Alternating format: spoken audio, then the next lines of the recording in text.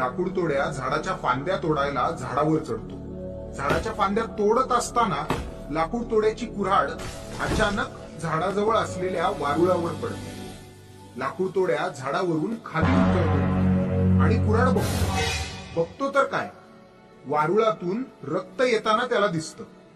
मग लाकूड तोड्या वारुळातून घाबरत घाबरतच कुऱ्हाड काढतो।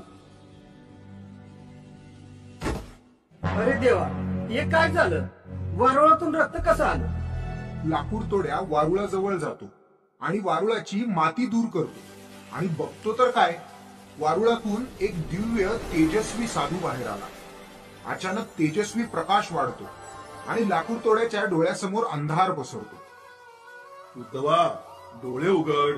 पापण्या जड झाल्यात, काहीच दिसत नाही।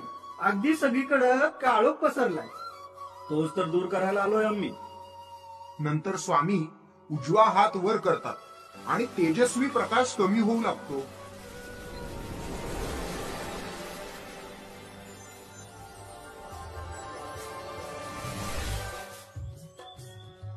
आपण कोण म्हणायचं स्वामी? अरे वेड्या, तुझ्या प्रश्नातच तुझं उत्तर आहे। दत्तगुरु? हो, आम्हीच आहोत दत्तगुरु। आम्हीच होतो श्रीपाद श्रीवल्लभ।